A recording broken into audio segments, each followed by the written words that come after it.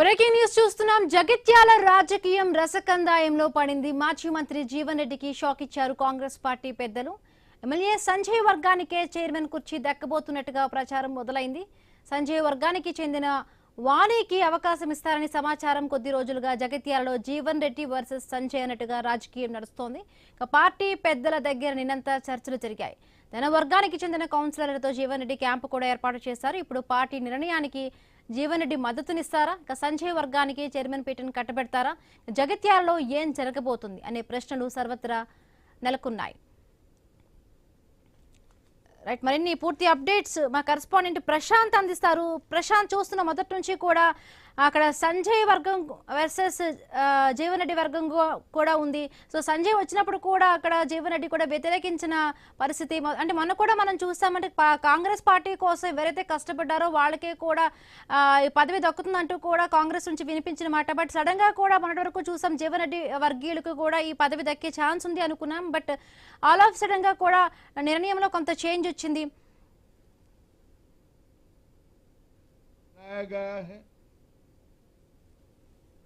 Prashanth, hello hello Prashanth, మాజీ మంత్రి జీవన్ రెడ్డికి shock ఇచ్చినట్టుగా తెలుస్తోంది కాంగ్రెస్ పార్టీ పెద్దలు. సో ఎమ్మెల్యే సంజయ్ వర్గానికే చైర్మన్ కుర్చీ దక్కబోతున్నట్టుగా ప్రచారం జరుగుతోంది. డీటెయిల్స్ ఏంటి ప్రశాంత్? బిందు, మీరు అన్నట్టుగానే అంటే అందరూ ఊహించినట్టుగానే జరుగుతుంది.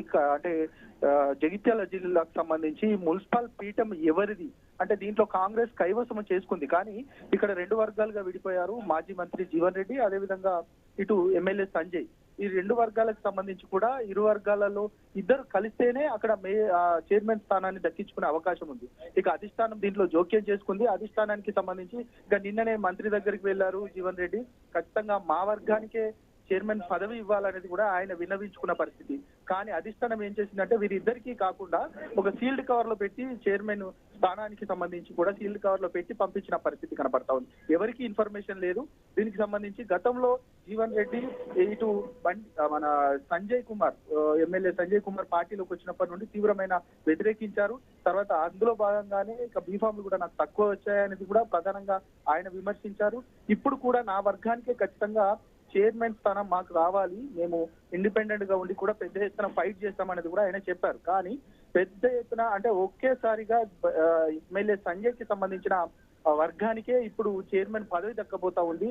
ఇక ఊహించినట్టుగానే గతంలో బీఫామ్ల విషయంలో కూడా 50 స్థానాలు ఉంటే 50 స్థానాలలో 31 స్థానాలు ఇటు ఎమ్మెల్యే సంజయ్ వర్గానికి ఇచ్చారు. ఇటు మిగతా ఓన్లీ 18 స్థానాలు మాత్రమే జీవన్ రెడ్డి వర్గానికి ఇచ్చారనేది కూడా పెద్ద ఎత్తున విమర్శించిన నేపథ్యంలో ఇక చైర్మన్ స్థానాన్ని ఖచ్చితంగా సంజయ్ వర్గానికే వెళ్ళబోతుందనేది కూడా మనకు తెలుస్తున్న అంశం. దాంతో పాటు ప్రధానంగా మెట్పల్లికి సంబంధించి కూడా మెట్పల్లిలో కూడా ఒక విచిత్రమైన రాజకీయం నడుస్తా ఉంది. మెట్పల్లిలో కూడా ఇటు 10 స్థానాలు బీజేపీ కైవసం చేసుకుంటే దాదాపు 6 స్థానాలు బీఆర్ఎస్ గా ఉంది, 6 స్థానాలు కాంగ్రెస్ గా ఉంది. ఇండిపెండెంట్ లో 4 గెలిచారు. ఇక్కడ బీఆర్ఎస్ తటస్థంగా ఉండబోతుంది అనేది కూడా ఎమ్మెల్యే చెప్తా ఉన్నారు. ఎమ్మెల్యే అక్కడ కూడా కొరుట్ల ఎమ్మెల్యే ఉన్న సంజయ్ ఖచ్చితంగా మేము తటస్థంగా ఉండబోతున్నామని చెప్పడంతో ఇటు 4 ఇప్పటికే కాంగ్రెస్ కు మద్దతు ఇచ్చారు. ఇటు 6+4 10 స్థానాలు, అటు బీజేపీకి సంబంధించి కూడా 10 స్థానాలు. అంటే ఇక్కడ హంగు ఏర్పడింది ఇప్పటికే. కానీ ఈ అంటే జాతీయ పార్టీలకు 2కు సమానంగా ఇటు 10 స్థానాలు అటు 10 స్థానాలు రావడంతో ఖచ్చితంగా అక్కడ టై అయ్యే పరిస్థితి ఉంది. కాబట్టి అక్కడ డ్రా ద్వారా ఖచ్చితంగా చైర్మన్ స్థానాన్ని ఎన్నుకునే పరిస్థితి ఉంది అనేది కూడా ఇప్పటికే తెలుస్తా ఉంది. మొత్తానికైతే ఉత్కంఠభరితంగా మారింది. ఇంకా మరికొన్ని క్షణాలలోనే ఇటు మెట్పల్లి స్థానం కావచ్చు, అదేవిధంగా జగిత్యాల స్థానానికి సంబంధించి కూడా చైర్మన్ ఎన్నిక జరగబోతున్న నేపథ్యంలో ఇక రాజకీయాలు మాత్రం పెద్ద ఎత్తున వేడెక్కుతున్న సందర్భం కనబడతా ఉంది ఈ మధ్య. Right, thank you Prashant, thanks for the updates.